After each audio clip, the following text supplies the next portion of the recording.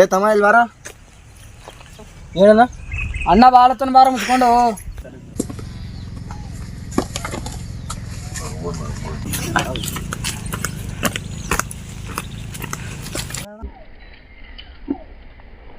Cigarette ಹಚ್ಚು. ಅಣ್ಣ ಒಳ್ಳೇದು ಕೆಲಸ ಏನ್ರಿ ಹೇಳು, ಇದು ಬೇಡ ಅಣ್ಣ. ನಾ ಎಲ್ಲ ಎಜುಕೇಟೆಡ್ ಪರ್ಸನ್, ಇದು ಎಲ್ಲ ಮಾಡೋದು ಒಂದು ಸರಿಯಾಗಿ ಅನ್ಸಲ್ಲ. ಏ ಜುಟ್ಟು, ಅಣ್ಣ ಎಷ್ಟು ಹೇಳ್ತಾನೆ ಅಷ್ಟು ಮಾಡು. ಏ ಅಣ್ಣನ ಮೂಡ್ ಕಳಿಸ್ಬೇಡ, ಅವ ಎಷ್ಟು ಹೇಳ್ತಾನೆ ಅಷ್ಟು ಮಾಡು. ಅಣ್ಣ ನೀ ಎಷ್ಟು ಇದು ಕೆಲಸ ನನ್ನ ಕೈಲಾಗಲ್ಲ.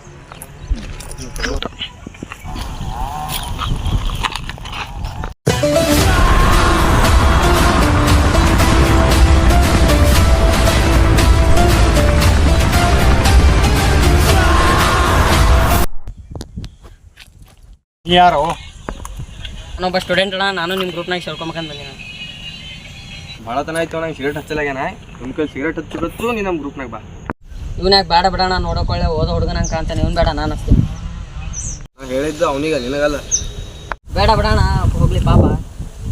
ಮಾಡೋ ಹೆಚ್ಚಿಗೆ ಹಾಡಾಡಿ ಬಿಡ ನೀನು. ಬೇಡ ಬಿಡೋಣ.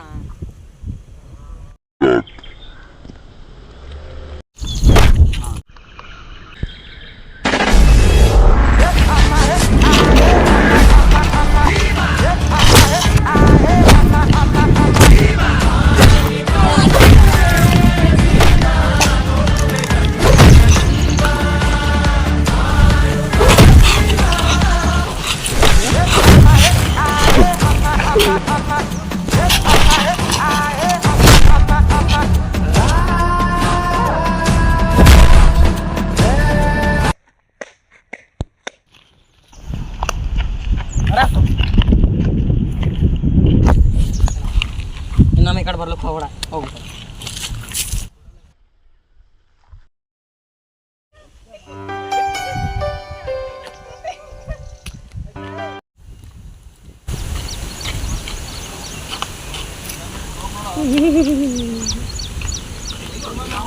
ಅಣ್ಣ ಏನಾಗ್ಯದ?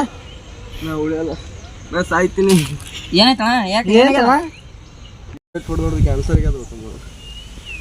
ಮತ್ತು ನಿನ್ನ ಜೊತೆ ಇದ್ರಲ್ಲ ನಿಮ್ಮ ಫ್ರೆಂಡ್ಸ್ ಎಲ್ಲರೂ ಅವರು? ಕಷ್ಟ ಕಾಲಕ್ಕೆ ಯಾರಿಲ್ಲೋ ತಮ್ಮ, ಎಲ್ಲರೂ ಬಿಟ್ಟು ಹೋಗ್ಯಾರ.